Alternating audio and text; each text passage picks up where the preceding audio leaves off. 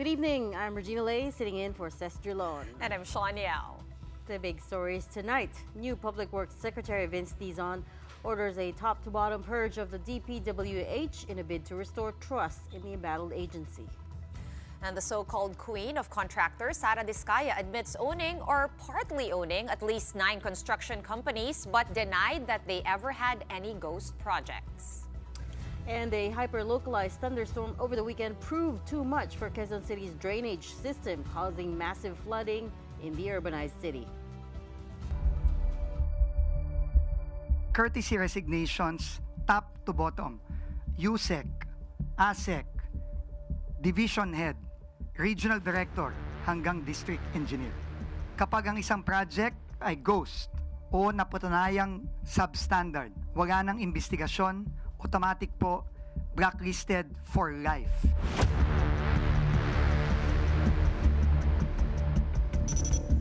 Well, that was new DPWH Secretary Vince Dizon, who's wasting no time. Barely a day after the announcement that he's replacing Manny Bonoan, Dizon held a press conference wherein he announced a number of reforms, including a lifetime ban on blacklisted contractors. But his first order of business was for all DPWH officials, top to bottom, to submit their courtesy resignations. Mobile Journal, Julie Baiza with tonight's big story. After weeks of pressure on DPWH Secretary Manuel Bonoan, Malacanang on Sunday finally caved. It announced late in the afternoon that Bonoan has resigned to be replaced by Transportation Secretary Vince Dizon. The timing was a bit odd since it came just 2 days after Bonoan published a video saying resigning would be the easy way out and is not the answer to the mess. President Bongbong Marcos, in an ambush interview Monday, was asked what prompted him to accept Bonoan's resignation. I think it was Secretary Bonoan who said that he took responsibility because it was under all of these things happened, all of these problems happened under his watch. So under the principle of command responsibility, he felt that he should leave his post. Dizon is not a stranger to public works, having previously served as presidential advisor in flagship infrastructure projects under the Duterte administration. Marcos is hopeful moving Dizon to the embattled agency will help restore public trust in DPWH. He's done a very good job at the OTR, and I think he's already set the stage for all of the things that we need to do. So pwede na niyang iwanan. And go to Public Works because he's also familiar with the workings of the Department of Public Works and Highways. Just like what he did at the DOTR back in February, Dizon's first order to DPWH officials was to submit their courtesy resignation. Unang-una ko pong order na ilalabas ay ang pag-order ng courtesy resignations top to bottom, USEC, ASEC, Division Head, Regional Director hanggang District Engineer ng buong bansa. Yan po ang unang-unang order na gustong ipagabas ng ating Pangulo. Ito po ay simula ng sinabi nga ni Yusek Claire kanina na clean sweep, paglilinis. No? Yan po ang unang-unang direktiba ng ating Pangulo. Nag-usap po kami ng matagal kaninang umaga. Sabi niya, linisin ang DPWH. At ito po ang simula. Another issue that's come up during the whole flood control investigation is that blacklisting is only effective for a year. Once the time is up, the contractor can participate in government projects again, provided they have the right papers.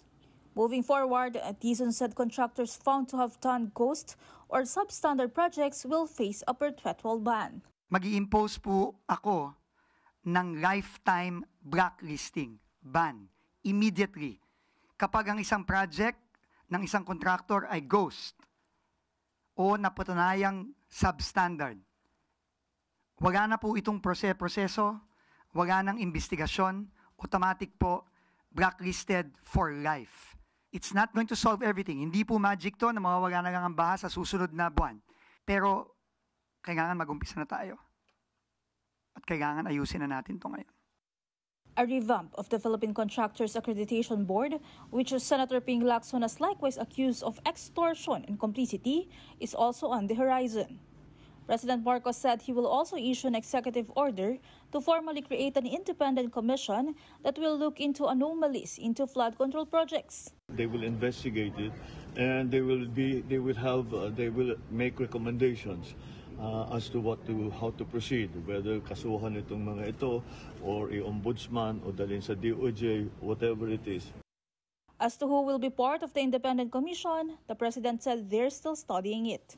Depends on how it's structured. 5 members ba, 7 members, sino mag-head, sinong chair, all of those things. So we haven't put the structure together yet. But the names, I think, I mean, it will be. We need forensic investigators. We need, of course, lawyers, justices, prosecutors who will look at the evidence and look at the information that we have, and they will put together that information and make the recommendation to either DOJ or the Ombudsman, depending on who is found to be liable for some of these nefarious activities. Mobile Journal Julie Baiza, We Are One News. The Department of Trade and Industry has recommended to the President a comprehensive investigation of the Philippine Contractors Accreditation Board, or PCAB. PCAB is under the supervision of the DTI. It is the one in charge of issuing, suspending, or revoking contractor licenses. Trade Secretary Cristina Roque said the investigation is in line with the numerous allegations of conflicts of interest, accreditation irregularities, and potential abuses of authority within PCAB. The DTI will thoroughly review the conduct of PCAB's current board members and officials and recommend actions, including their potential removal, to the President. Meanwhile, the Commission on Audit has also initiated a performance audit on all government projects across the country, as ordered by President Marcos. The agency said the audit will focus on assessing if flood control projects' objectives of preventing or mitigating the effects of flooding have been achieved. The Office of the Ombudsman has also created a special panel of investigators to probe anomalies in the flood control projects, with a focus on officials of the DPWH and local government units. This panel is given the authority to direct any public officer or employee to furnish it with copies of documents pertaining to contracts or transactions relative to the government's flood control program. More of the top 15 contractors turned up to the Senate Blue Ribbon Committee hearing today, the second on flood control anomalies. The so-called Queen of Construction, Sara Diskaya, was there, as was Mark Alan Arevalo, the owner and general manager of Wawaw Builders, which in turn is the alleged firm behind Bulacan's Ghost Project. Let's get more details from our mobile journalist Merimon Reyes now. Merimon, what else do we know? Regina, Sean, good evening. The second hearing of the Senate Blue Ribbon Committee seemed to be filled with upset as the senators continue to unravel their questions behind on the anomalous flood control projects in the country. At yung ilan doon sa mga nakausap nga kanina, ito ngang kontratista or contractor na si Sara Diskaya, kung saan ibinahiwatig niya na 23 years na raw silang nasa construction business, and before entering DPWH, meron na raw silang mga natatanggap na proyekto mula naman sa LGU. And ang nasabi niya rin nung dito nga sa kanilang experience so far, around 400 projects naman ang nasecure nila from 2022 to 2025 dito sa DPWH. And ang sinasabi niya kanina, co-owner lang siya and chief financing officer nung 8 pa na construction companies na sinasabing siya rin ang nagmamay-ari. So kanina she was speaking for Alpha and Omega, and ang nasabi niya around nung 2022 daw, nagbid itong kanyang construction company sa 491 flood control projects, and dyan sa 491 na yan, 71 lang ang na-award sa kanila. For the other construction companies, hindi siya makapagsalita, pero noong pagki-question na ng ilang mga senador, kasama na dyan yung Senate President Pro Tempore Jinggoy Estrada, Senator Rodante Marcoleta, lumalabas na mga kamag-anak din nila ang may-ari o kaya nagpapatakbo nitong 8 pa na construction companies. Halimbawa na lang dyan, pamangkin ng asawa ni Sara Diskaya ang may-ari ng St. Timothy na si Maria Angelina Romando. At ito namang si Romando, pinsan niya si Marito ni Meligrito ng Elite General Construction. At nagpakita rin kanina si Senadora Risa Hontiveros ng picture ng mga calling card nitong construction companies na nakalagay naman ang pangalan ng asawa ni Sara na si Pacifico Diskaya. At ang sinasabi naman dito nung natanong siya ng komite kung bakit parang majority o karamihan daw sa flood control projects ay naa-award sa kanyang construction companies. Ang sinasabi niya dito, nilinaw niya, wala raw siyang kakilala sa DPWH, pero meron daw siya mga kakilalang district engineers mula Bulacan at Laguna. Pakinggan natin ang bahagi ng pagdinig. Balita ko, isa kayo sa mga una nakakita at nakakapili ng mga projects. Bago pa mabuo ang National Expenditure Program, yung tinatawag natin na NEP. Parang menu lang sa restaurant na nakaka-order kayo kaagad. Sino ang point person nyo sa DPWH na nagbibigay sa inyo ng informasyon na ito, o para sa inyo, ito para sa kanya? Sino? Sir, wala po akong nakakausap po. Hindi kami maniniwala niyan, wala kayong kilala sa DPWH. Meron ako yung mga engineer, yung mga district engineers, pero hindi po sila nagbibigay ng project po sa akin. Kanina rin, medyo napag-initan din ni Senator Jinggoy Estrada itong patungkol naman sa luxurious or luxury cars na meron ang si Sara Diskaya. Ang kanyang pagpapaliwanag, 40 ang sinasabing kanyang pagmamay-ari na luxury vehicles pero 28 daw yung kanilang ginagamit lalo na ng kanyang mga anak, and yung iba pa raw na mga vehicle ay nakapangalan daw sa kanila for service purposes. And singit na lang din natin na kanina naman sa sesyon ng Senado, nabanggit naman ni Senator Panfilo Lacson na sa kanyang impormasyon, ni Senator Raffy Tulfo rather, na sila mismo ang nag-expose na itong dalawang dealers kung saan kinukuha ni Sara Diskaya yung mga sasakyan, parang nasangkot daw sa smuggling ng mga sasakyan na dito sa bansa. Pakinggan natin yung palitan ni Sara Diskaya at Senate President Pro Tempore Jinggoy Estrada. The Maybach. Maybach, Mercedes. How much? Parang nasa 22. Parang ganun. 22 million. Magkano yung Bentley mo? 20? You purchased this brand new, all brand new. Yes po. All right. Yung G63. What is that? G63. G63, ano yun? Benz. Benz? G63? Is that a sports car? Hindi po. G-Wagon. Wagon. G-Wagon. How much is it? Parang nasa 20 din yata. Huh? 20 din yata. 20 million. One vehicle only? Oh, what else? Yung Cadillac po. What kind of Cadillac? Yung SUV. Escalade? Yes. Oh, magkano? Parang yan. Mga 11 yata po yun. Bulletproof? No. Isa lang. One white, one black. Hindi ko na maalala yung iba. Sa dami talaga, hindi mo maalala, no? Sarap ng buhay mo, ah. This is unbelievable. To have 28 or 40 luxury cars at your disposal. Tapos pera ng gobyerno. Ano ba? Nasaan ang konsyensya nyo, madam? And bukod din dito kay Sara Diskaya, upsetting din for the senators of the committee, ito namang si Mark Alan Arevalo mula sa Wawaw Builders dahil tila hindi siya sumasagot o hindi nakakasagot sa mga tinatanong ng komite. Ang pinaka nagiging rason dito ni Arevalo ay dahil kinakabahan daw siya at dahil napapabalita niya nga raw na maaaring sampahan ng kaso ang mga opisyal na makikitang may kinalaman dito sa mga maanumalyang flood control projects sa bansa. At sinabi pa nga niya na ini-invoke niya yung kanyang rights for self-incrimination. Pakinggan natin ang bahagi ng pagdinig.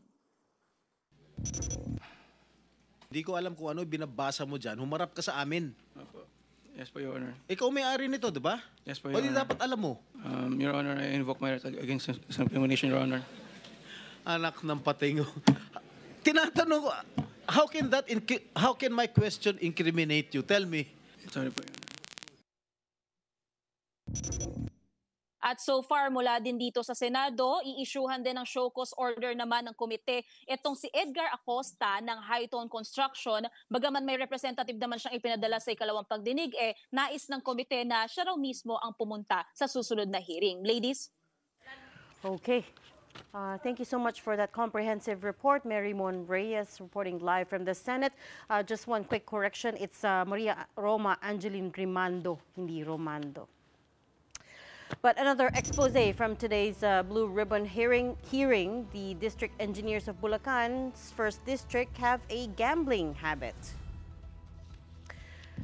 Only former DE Henry Alcantara turned up today. His former assistant DE Bryce Hernandez did not. Alcantara was promoted to OIC Assistant Regional Director in Calabarzon just this June, but has been suspended since Senator Lacson's expose. Both men, if you recall, were identified by Senator Panfilo Lacson in his privileged speech as having a hand in the anomalous projects in Bulacan. At today's hearing, Alcantara admitted they frequented casinos, even though government workers aren't allowed to step foot inside them. Senator J.V. Ejercito said he had information that Alcantara and Hernandez would often leave the office early and go straight to the casinos. At 2 p.m. daw, Mr. Chair, umaalis na po sila. Ito po, confirm nyo kung totoo hindi. 10 a.m. to 2 p.m., 2 p.m. diretso na raw kayo at nagkakasino. Totoo po ba ito? Hindi. Paano ho kayo nakakapasok? Considering that you are government officials, paano kayo nakakapasok sa kasino? Lalo to si Bryce Hernandez, sinabi ni Senator Lacson, tila matakaw sa pera.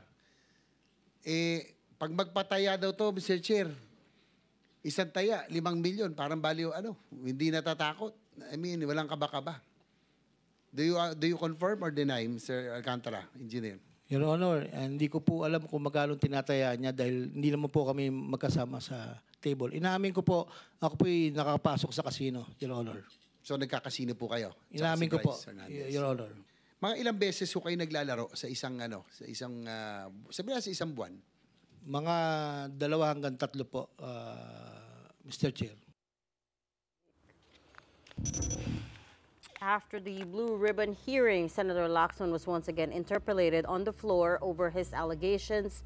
And this time, Lacson said he discovered that 2 DEs in Bulacan, although he didn't name names, would use fictitious names to enter the casinos. Worse, they have collectively lost more than 600 million pesos at the tables. The 2 of them, as per my information, used aliases. No? They hid their true identities, gumamit ng fictitious name, and ang recorded losses. This is just informal and official, but I intend to get the official record.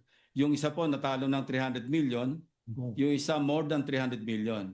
And these are salary grade 19 officials, being district engineer, and the other one is even occupying a lower position. So you can just imagine the enormity of the corruption that's going on. This is only in Bulacan, Mr. President. I got hold of the aliases that they used.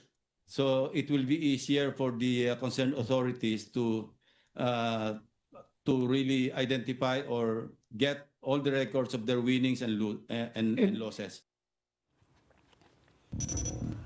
All right, let's try to get more details now from today's Blue Ribbon Committee hearing from Senate President Pro Tempore Jinggoy Estrada. Good evening, Senator. Welcome back to The Big Story. Thanks for joining us. Good evening. Good evening to all the Good evening, sir. I wanted to react to that last item about the district engineers because the amounts that they lost at the casinos are so mind-boggling, no? Pero let me start off with the Discayas. The hearing went on for 4 hours, but honestly, at the end of it, it feels like kulang pa yung time because we didn't get to, to the truth. Parang ang daming inconsistencies sa sagot ni Ms. Sara Discaya. For instance, when you were asking her about the number of construction firms that she actually owned, what was your sense? Well, first of all, when I asked her about how many construction companies she owns, sabi niya she owns only one. So Alpha Omega. She is the CFO right now. But when I quizzed her again, next question, itong who owns St. Timothy, etc. Sabi niya, yung iba niya. So hindi talaga siya nag-divest totally ng kanyang mga interest dun sa mga nasabing kumpanya. So again, when I asked her the same question, after an hour, inamin naman niya na he owns all those companies. Kaya nga po there's so many inconsistencies. Parang the answers are not very straightforward. For instance, when you asked her about whether they were ever involved in any ghost projects, she said no. Do you believe that? I'll give her the benefit of the doubt. But okay lang sana kung ghost, yung mga binibigay sa komisyon sa mga empleyado, mga official ng DPWH. Ayaw pa niyang umamin on that aspect. Ano yung information nyo doon, Senator? In terms of the kickbacks? Ano yan? In terms of yung lagay, yung kickbacks. I have received information that ginagawa pa lang yung National Expenditure Program. Meron na silang lista. Para lang nito sa restaurant, pumili ka na lang kung anong pagkain mo. Ganun. And then, magbibigay siya ng funds, payment sa mga kakailan niya sa DPWH, ma-award yung kanya. Balikan ko lang, Senator, yung sinasabi ni Regina kanina, yung inconsistencies niya. I think we all know naman na common practice ito, no? Na minsan magdadivest kunwari, pero talaga naman yung kamag-anak pa rin. So, what do you guys plan to do about that, no? Kasi parang talamak naman na nagyayari yon, right? And even nga si Senator Bongo, may mga report na lumabas na nagkaroon din ng project yung mga kapamilya niya sa Davao with one of the Diskaya companies, I think St. Gerard yon, some years ago. So ano po yung way forward natin dito? Sa akin lagi, meron pa yun.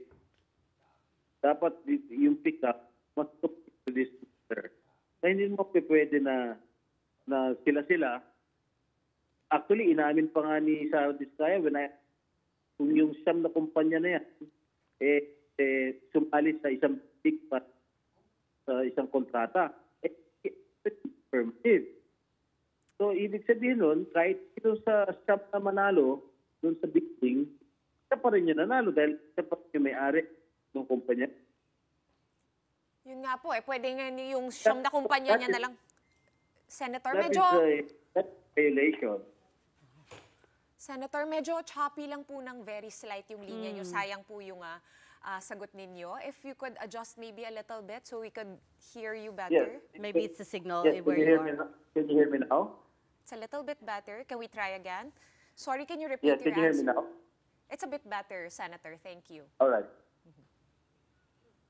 No, what I was saying when I asked her, if the 9 companies nag-bid ng sabay-sabay together in one contract, kung mayroon bang pagkakataon na nagsabay-sabay sila na mag-bid sa isang contract, she answered in the affirmative. Sabi niya, yes. So, ibig sabihin niyan, kahit sino manalo rin sa kumpanya niya, siya pa rin ang nanalo. Kasi siya may-ari ng lahat ng kumpanya. That's what Senator Tulfo was calling bidding-biddingan because Yes, it was bidding-biddingan. it's That's a rigged. rigged. For me, that's a rigged bidding. Yeah. Let me just circle back to what you said earlier about sa NEP pa lang may kickbacks na. How does that usually go? Well, siguro mayroong contact yan sa loob na denies it flatly. Pero I don't believe her. May contact yan sa loob. Pag nalista na yung mga project sa NEP, sa National Expenditure Program, sasabihin sa kanya, ito yung mga projects na insert namin sa NEP. Kaya na. Makimili na sila. So, mga favored contract sila. Yun nga po, yung sinasabi niyong parang menu, no, mag-order na siya, tapos i-ensure na siya yung mananalo, tapos pagdating sa bidding, pwede siyang mag-bid against all her other companies, no? Parang ganun po yung nagyayari. But do you have any information? Magbibigay muna ng advance payment sa mga Okay, sorry. Para magbibigay muna ng advance payment siya sa DPWH yung kanyang mga kontrata. So, magbibigay ng advance payment sa DPWH para ma-secure na yung kontrata before pa ng bidding. Yes. Okay. That's the other thing that came up today, no? It seems like, kasi yung DPWH, they make it seem like they're unaware of everything that's going on, all these anomalies, they have no agency, ngayon pa lang ipapa-investiga. Again, what's the culpability here for DPWH, do you think? Kasi, you know, we also have our own sources, and for instance, one of my sources said, the Undersecretary for Planning, si Yusek Cabral, whom you had at the hearing today, she's pretty powerful, right? She's in charge of all planning for the projects. Yes, that's what I heard. She's the most powerful person in DPWH after Secretary Bunoan. And sir, where did you... I heard that she could call almost all the projects. Kaya nga po eh. Mga contractor nationwide, nationwide, not only Metro Manila, nationwide. And so when she says that she's unaware of these mga kickbacks, mga rigged biddings, the ghost projects, and so on and so forth, again, do you believe her? You expect her to admit it. I don't expect her to admit it, but I don't believe her. And regarding, balikan ko lang, Senator, yung sinabi mo about the menu of projects, Sara Diskaya, I was wondering if you could share just a little bit about where you got that information. Meron po ba nagkwento sa inyo from inside the DPWH na ganito nga yung sistema? Yes, meron kwento sa akin. I got a reliable information coming from the steps of DPWH.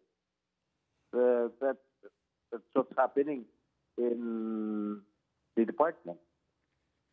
Kaya siguro, tama yung sinabi ng Presidente, only 15 contractors started most of all the DPWH projects.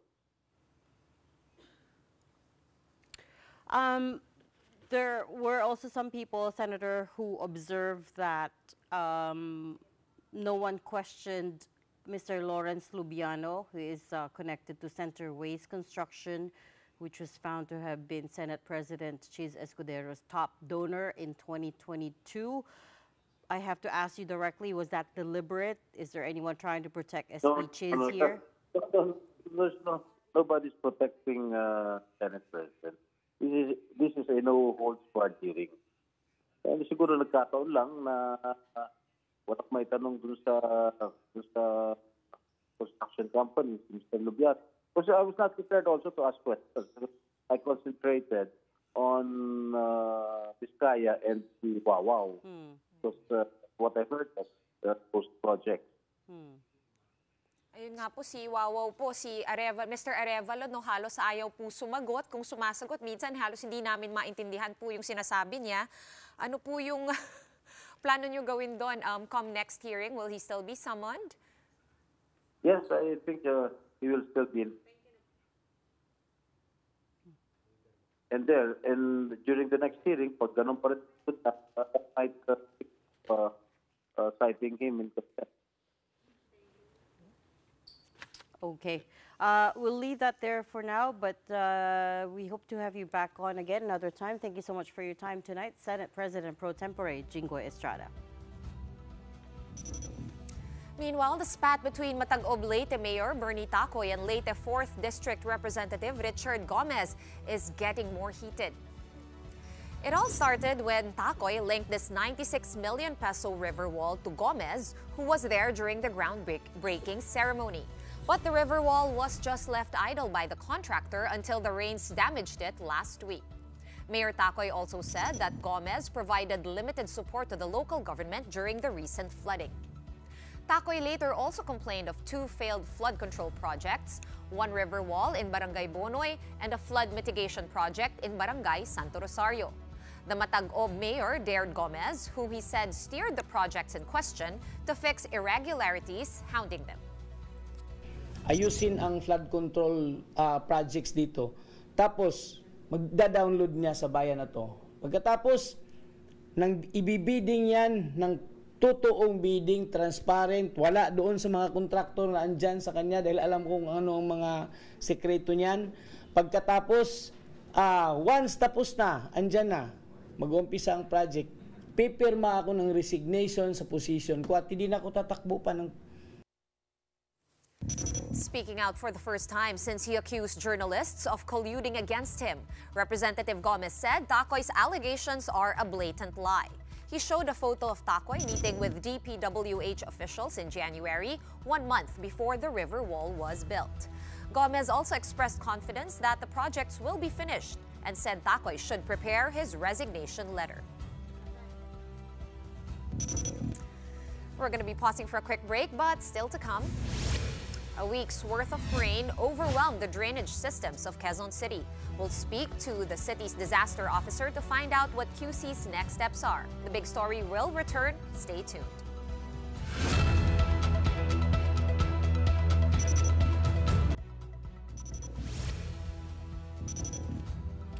Welcome back. You're watching the big story here on One News.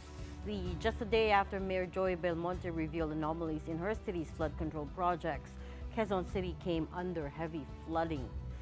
A total of 36 barangays were inundated, including sections of UP Diliman, Barangay Apolonio Samson, and Barangay Katipunan. Roads that don't typically get flooded were not spared, including Katipunan Avenue and Elliptical Road.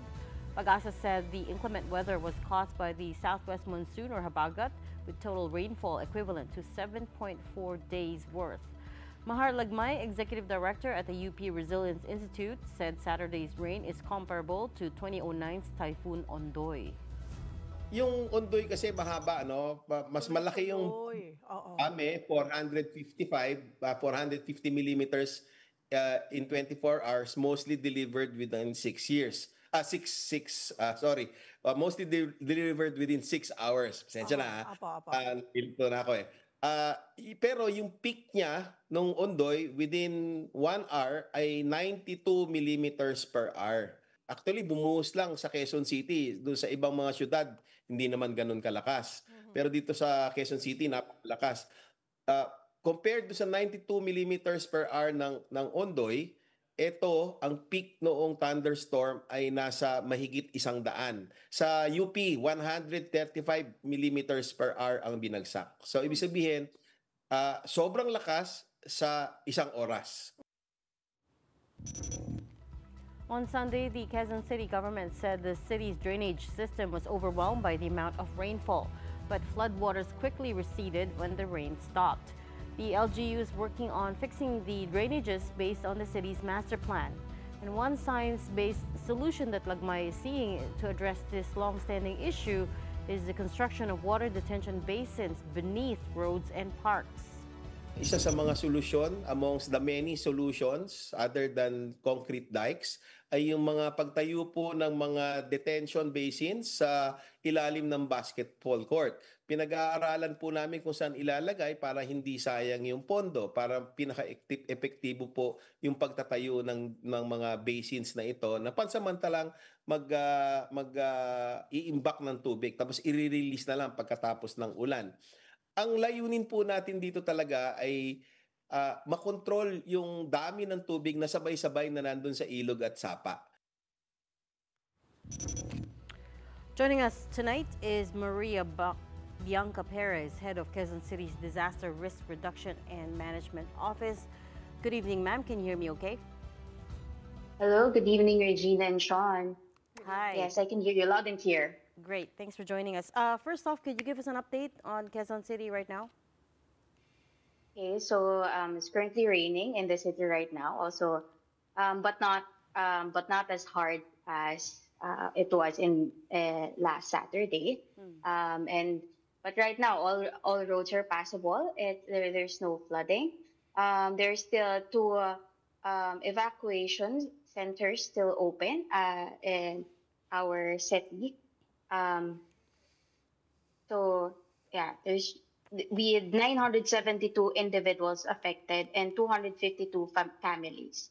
So these evacuation centers is in Barangay East Camias and in Barangay Old Capital site. So these are still the residents who have stayed here since Saturday afternoon. Okay. So to be clear, there's still 972 individuals at the evacuation centers at this point. Yes, yes. Okay. And have you done the assessment na, Bianca, no, kung how long, for example, did the water take to go down? Kasi syempre nag-pile up siya or nag-ipon siya within mostly 1 hour. Did you guys monitor how long it took, no, before the drainage could effectively, siphon all that water away? During the flooding, the peak of the flooding, we observed 96 different locations across 36 barangays. And amongst those, there are 6 particular locations that were recorded na more than 6 hours ang duration. And some have been at least 2 hours yung tumagal yung tubig baha. So yes, we have already at least made an inventory of all of these areas. Currently assessing kami kung which ones yung tumagal dahil lang may mga bara sa drainage systems or may ibang reasons other than clogged drainage. So of course it differs case to case basis, but yes, we have identified these areas and we have prioritized doon yung mga areas na meron lang natakpan ng mga dahon or ng konting basura. And we have already ongoing yung declogging and yung cleaning operations ever since nung pag-uulan ng Sabado. And Bianca, how does this match up? I know you guys are drawing up a new master plan, no, to be able to increase the capacity of the drainage system in your city. But how does this match up with the initial plan that was drawn out? Medyo aligned naman.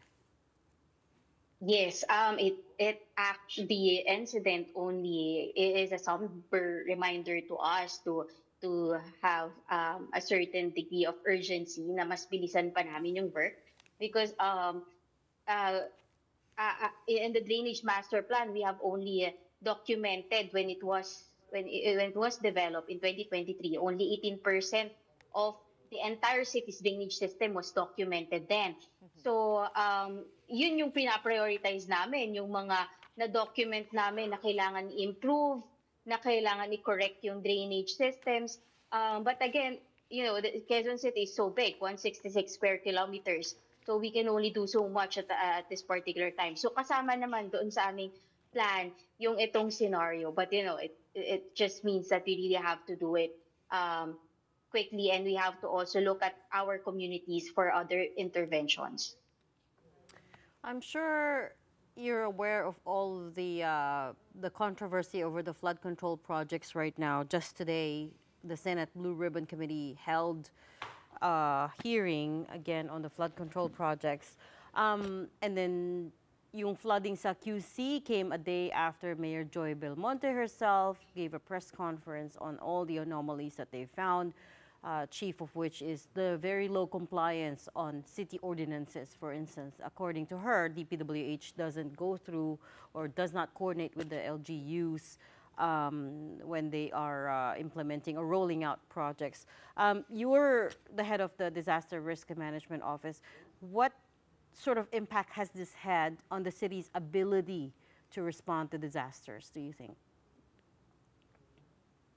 As much as possible, we do not let this really impede our disaster response because actually, when we respond naman to extreme rainfall, we use the hazard maps that we have,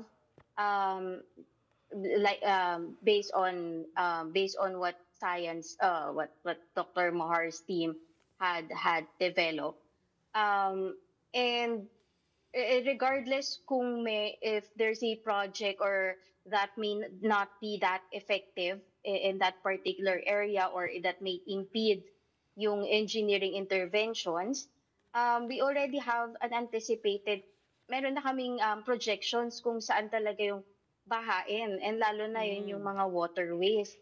So kahit na naging mas malubha siguro yung baha sa mga areas na to, it doesn't invalidate the measures that we are currently undertaking, lalo na with the communities, because not all interventions that we have naman are structural.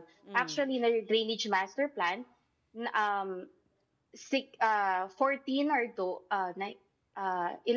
of those projects out of the 15 projects are non-structural. So these are projects that are to empower yung communities, strengthening the early warning systems. And I suppose na it shouldn't affect much kung ano yung ginagawa na ngayon. Actually, they should empower more our communities that what they are doing on the ground matters pa rin. Lalo na to prepare. Yeah.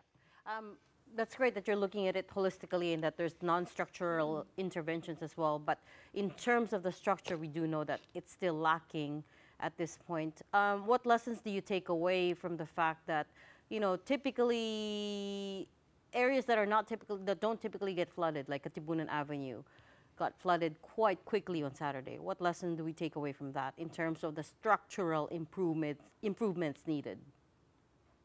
Well, we have to re-examine the design of our drainage systems if they should, kung how much yung thresholds na kakayanin niya. I have to correct lang that although Katipunan Avenue or that portion of Katipunan Avenue is not typically or historically, it doesn't not flood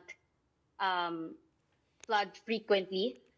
In our hazard maps, lalo na doon sa ating mga 1 and 25-year flood hazard maps, it is depicted there that they are still susceptible to flood.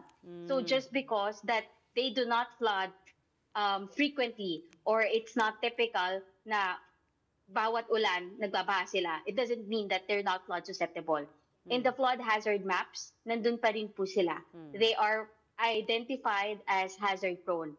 In the interventions that we are doing, we're just prioritizing those that are more frequently flooded, but it does not mean that we are not covering areas such as like Katipunan that are not typically flooded historically. It just means we have to realign first our priorities and second, re-examine the designs of our drainage facilities to redesign para mas kaya niyang i-sustain yung ganyan kalalaking rainfall incidents. Oh, nga. So here's hoping you could conduct that review pretty soon, because the images that we saw over the weekend on Katipunan and some of the other major thoroughfares, Mother Ignacia Avenue also, for instance, they're pretty horrific. Umabot sa neck level to some of them. And the waters rose very fast. Pero totoo, may point. Actually, the last time na nakita ko may mga videos na ganun sa Katipunan was Ondoy nga. Yung nag-swimming na yung mga cars, inaanon. Ondoy levels talaga. And this is a what they call a hyper-localized thunderstorm. But we'll leave the conversation there. Hyper-localized incident. Phenomenal, yeah. Yeah. But we'll leave the conversation there for now. We'll check back in with you for updates later on. QC DRRMO Head Bianca Perez, thank you so much for your time. Now let's move on and discuss what caused those intense downpours in Quezon City on Saturday. We have News 5's weather specialist Alvin Pura joining us today. Hi, Alvin. Andiyan ba si Alvin? Yes, good evening, John. Okay, Alvin, may bago tayong term na kailangan na siguro na maging familiar tayo, no? Hyper-localized thunderstorms. Paano nangyari yon? Sa Quezon City lang. Na ganun kalakas yung ulan, pero sa ibang karatig syudad, wala namang at all na kahit ambon. Alright, yung nangyari sa Quezon City ay dulot nga ng tinatawag nating localized thunderstorms. When we say localized, ibig sabihin yan, local o specific sa isang general area yung ating mga pag-ulan. Usually yan, nangyayari if maganda yung panahon sa umaga, mainit, and then naiinitan yung moisture sa hangin, at nagkakaroon tayo ng mga high clouds at nabubunga yung ating mga thunderstorm clouds. Ngayon, kung saan matapat yung ating thunderstorms, doon nagkakaroon ng malalakas na pag-ulan. Based dito sa ating satellite, magbibigay tayo ng example. Yan, nakikita nyo yung kulay red na yan, yan po ay isang thunderstorm clouds. Kung mapapansin mo, yan ay temperature. Hindi po yan cloud height. Ito po ay temperature, nagta-translate lang yan na mas malamig, ibig sabihin mas mataas yung ating clouds. So ito po ay isang thunderstorm. Ngayon, localized yung ulan natin dito sa area ng Bislig. Pero sa mga areas ng Tandag, dito sa Banganga at sa Moncayo, hindi dyan nakakarating yung ating mga pagulan. So nakakonsentrate doon yung ating mga pagulan. So ito ay isang example ng localized thunderstorms na nangyari nung nakaraang Sabado. What is different dun sa nangyari nung nakaraang Sabado is yun nga, yung sinabi ni Ma'am Bianca Perez kanina is 1 in 25 years or tinatawag nating return period. very unusual na ganun kalakas or ganun karami yung mga pag-ulan na natatanggap natin sa isang thunderstorms. Usually, malakas talaga ang mga pag-ulan pag thunderstorms in a short period of time at nagpapabaha talaga yan. Pero unusual na ganun kalakas siya. So, yung natanggap natin pag-ulan is medyo extraordinary nga. Yes, Sean? Kung titignan natin yung sanhi or yung pinaka-cause nitong mga pag-ulan or nung thunderstorm, ano ba ang pwede nating ituro? Sino? Ang LPA ba? Ang habagat ba? Yung combination ba ng pareho ng LPA at habagat? Last Saturday, meron tayong low pressure area pero malayo naman yon. Meron tayong southwest monsoon o southwesterly winds. Hindi rin siya ganun kalakas pero meron tayong habagat. Usually, ang thunderstorms nangyayari yan anytime, well, since nasa tropics tayo, kahit po wala tayong weather system na malalawak or kagaya nga ng mga low pressure area, meron tayong chance ng mga thunderstorms, lalong-lalo na kapag mainit sa umaga. In the case nung Saturday, meron tayong southwesterly wind flow which is conducive sa production ng thunderstorms, which is warm at moist yung characteristics niyan. So kahit maganda po yung panahon sa umaga or tanghali, usually ganun na nangyayari, tawag natin dyan is afternoon showers at thunderstorms. Tuwing hapon talaga is tumataas yung ating chance ng mga pag-ulan at thunderstorms. So nabubuo yan usually sa umaga pag mainit yung panahon natin. Nagkataon lang meron tayong southwesterly na hangin or habagat nitong Saturday. Although hindi siya ganun kahina, mas mahirap pang i-predict yung mga pag-ulan ng ganito, ng magandang panahon. Mas mahirap i-predict kung gaano karami yung pag-ulan pag magandang panahon sa umaga. Kasi depende yan sa mabubuong cloudiness or sa kapal ng ulap na mabubuo sa morning hanggang afternoon. At yun nga, bumubuo siya. If hindi na kayang dali nung nabuong cloudiness, yung kanyang mga ulan or yung moisture na dala-dala niya, bubuhos yan usually paghapon at gabi. Yun din ang reason kaya afternoon showers o usually hapon at gabi, yung mga thunderstorms natin dahil nabubuo yan sa umaga. Kailangan po niya ng init ng araw at warm at moist na hangin. Okay, so parang science lesson lang, no? Yung pag sobrang init, magko-condense siya. Pero ano ang maasahan nating weather for this week? Monday pa lang, no? At binabagyo na ang mga pasabog sa Senado. But what can we expect in terms of weather, Alvin? Could this possibly happen again? Alright, meron tayong low pressure area nandito sa east ng Northern Luzon. Nasa dagat naman yan. Pero yung kanyang trough ay nagdadala pa rin ng mataas na tsansa ng pagulan. At thunderstorms, particularly sa mga areas ng Bicol Region, Quezon, nandito sa eastern section ng Luzon, kasama dyan ng Aurora. Ang habagat naman, southwest monsoon is nakaka-apekto sa atin sa Metro Manila, kaya maulap ang panahon natin at meron tayong mga scattered rains, ganun din Central Luzon at sa Mimaropa, Western Visayas. Yung mga thunderstorms natin dito sa Northern Luzon, yan ay example ng mga localized na pagulan. Usually maganda ang panahon natin dyan tuwing umaga dahil nandito sa baba yung ating axis ng mga thunderstorms. Again, yung nangyari nung Saturday is unusual.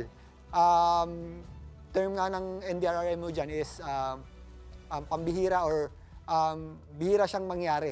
So 96.6 millimeters na pagulan in a span of 2 alas 2 hanggang alas 3. So sobrang dami ng pagulan na yan. So again, kung mauulit ba yan, nagkakaroon tayo ng climate change, umiinit yung ating klima, so napapadalas yung ating mas malalakas na ulan, mas malalakas na bagyo.